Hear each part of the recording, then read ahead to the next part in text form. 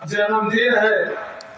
आज माननीय बहन जी का जन्मदिन 15 जनवरी 1956 में नई दिल्ली सुचेता के पुरानी हॉस्पिटल में हुआ।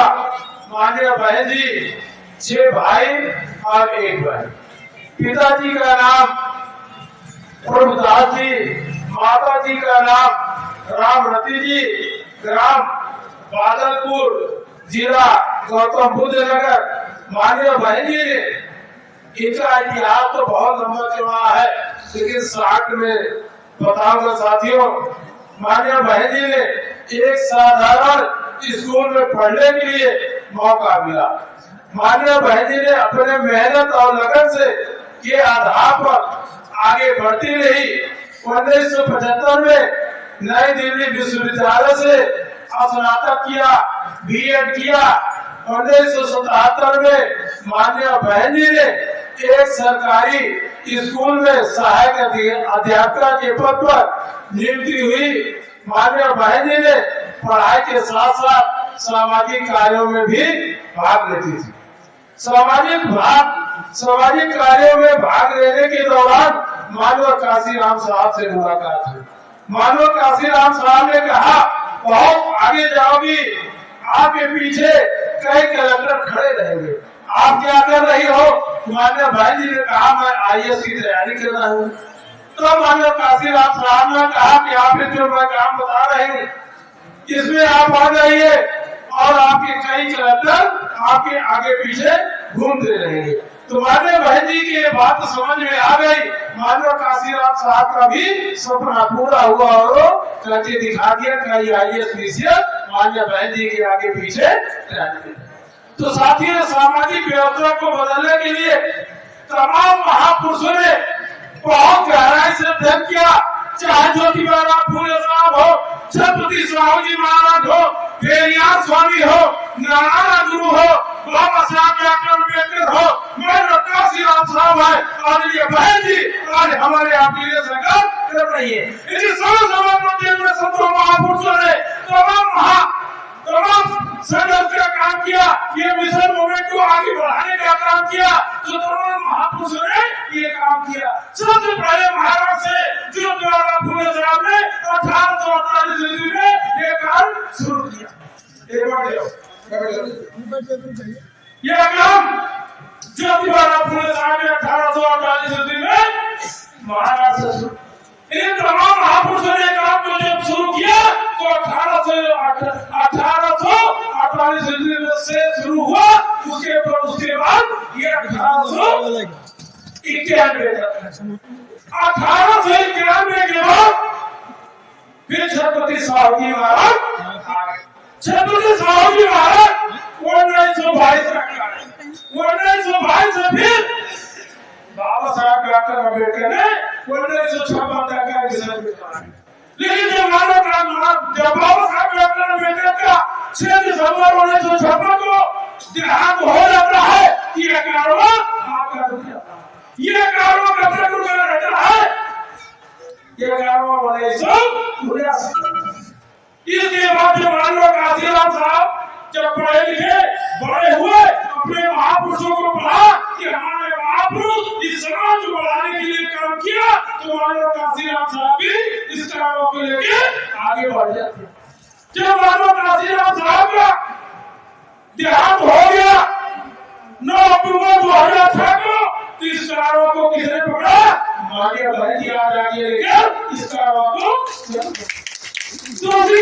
सभी जिम्मेदारी है। ये बहुजन समाज पार्टी के बाद में है, ये मिशन है।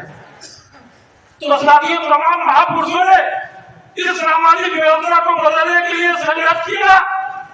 बाबा साहब डॉक्टर अम्बेडकर ने क्या नहीं कर दिया?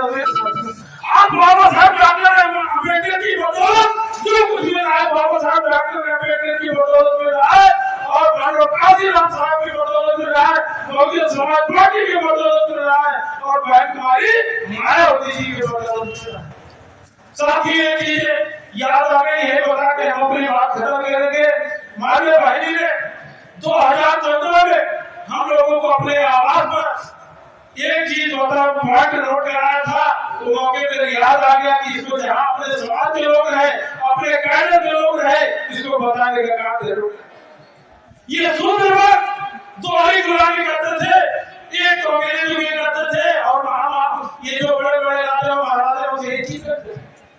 बाबा साहब डॉक्टर बेटे बहुत चिंतित थे कि अगर ये अंग्रेज छोड़ के चले जाएंगे, ये सत्ता किसी और के हाथ में चली जाएगी, हमारा शूद्र गुलामी से आजादी नहीं मिलेगी, छुटकारा नहीं मिलेगा। ये बार बार ऐसे बाबा साहब डॉक्टर बेटे गिड़गिड़ाते थे कि आप रहते हुए ये शासन सत्ता आपके रहते हुए हमारा शूद्र गुलामी से छुटकारा मिल सकता है। तो बाबा साहब की बात अंग्रेजों ने मान ली। 1928 में एक लाल लिखे थे, उन्हीं की अध्यक्षता में कमेटी का गठन हुआ। उस कमेटी का काम था कि शूद्र कौन है, उस कमेटी का काम था कि शूद्र कौन है। वो कमेटी के मेंबर बाबा साहब भी थे। तो बाबा साहब क्या करते थे कि रात में शूद्र बस्ती में जाते थे, वो समझाते थे कि देखो का कमेटी आएगी, जो हम बता रहे हैं यही आप लोग बताइएगा, नहीं तो आप लोग अधिकार से हक से वंचित हो जाए। तो बाबा साहब क्या करते थे, रात में शूद्र बस्ती में आते थे, चाहे पाल की बस्ती हो, निशान की बस्ती हो, कच्चन की बस्ती हो, यादव की बस्ती हो, सभी बस्तियों में समझाते थे कि देखो कमेटी कराएगी, हम जो बता रहे हैं यही बात बताइएगा, कमेटी के सामने मैं बात नहीं कर सकता हूँ और नहीं बता पाओगे तो आपको हक इसका अधिकार नहीं मिलेगा। तो बाबा साहब जैसा समझा के जाते थे, जैसे यादव की बस्ती हो तो बाबा साहब मना किए रहते थे कि आप लोग इसको बताइएगा नहीं, तो नहीं तो लोग आप लोगों को गुमराह कर देंगे। तो जैसे बाबा साहब डॉक्टर अम्बेडकर बाहर निकल के जाते थे, कुछ लोग चलाक लोग गांव के बैठे रहते थे, वो आते थे समझा देते थे कि अरे क्या आए थे बाबा साहब यहाँ डॉक्टर अम्बेडकर आए थे, तो समझा देते थे कि हाँ आए थे। अरे बाबा साहब डॉक्टर अम्बेडकर के चक्कर में मत पड़ना, आप भगवान की खानदान के हो, आप याद हो कहा बाबा साहब डॉक्टर अम्बेडकर के चक्कर में हो। ऐसे दूसरे को समझा दिया कि आप छत्रपति शिवाजी महाराज खानदान के हो, कहा अम्बेडकर के चक्कर में हो। ऐसे निशान को समझा दिया कि आपने भगवान राम की नहीं बता लगाई थी, आप कहा बाबा साहब डॉक्टर अम्बेडकर के चक्कर में पड़े हो। अगर कुछ समझ में कमेटी आई तो गुमराह हो गए, जिनके बात समझ में आ गई तो वो बात रखे, आज वो हकीकत अधिकार पा रहे हैं, और जो गुमराह हो गए आज वो हकीकत अधिकार नहीं पा रहे हैं। यही कारण था साथियों। आज देखिए जो बहुत पिछड़ी जातियां हैं, जो लोग कहते हैं आज भी हमको अनुसूचित समाज में शामिल कर दिया जाए, हमको भी हकीकत अधिकार मिले। अगर उस समय बाबा साहब की बात समझ में आ जाती तो शायद आगे यही कारण था। तो बाबा साहब डॉक्टर अम्बेडकर ने पिछड़े समाज के लिए बहुत लड़ाई किया था। बाबा साहब ने 1948 में यही लखनऊ आए थे, उस कार्यक्रम के चीफ गेस्ट बाबा साहब डॉक्टर अम्बेडकर ने थे। उसी समय ने कहा था ये मेरे पिछड़े समाज के लोग और अनुसूचित समाज के लोग दोनों एक ही माता पिता के संतान है। मैं नहीं कहता कि योगी और बेटी का आप लोग समझ लेंगे, लेकिन दोनों की एक जैसी समस्या है। कोई इसमें छोटा भाई है, कोई बड़ा भाई है, दोनों की एक जैसी समस्या है, दोनों के एक प्लेटफॉर्म पे आगे लाना पड़ेगा, तभी हमारा आपका भला होगा, अन्यथा भला होने वाला नहीं है। साथियों कैडर की बातें बहुत है, साथियों समय कम है, बोलने की बहुत अच्छा है, फिर कैडर लगेगा।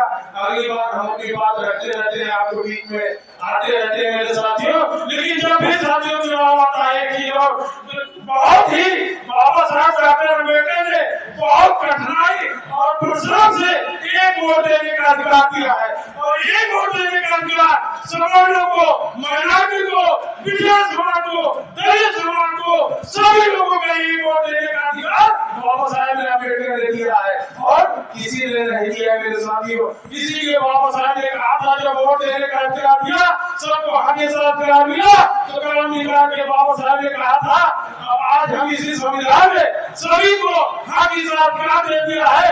आज इस संविधान के माध्यम से और एक वोट के माध्यम से प्रधान से लेके प्रधानमंत्री तक का अपना बड़ा लेगा।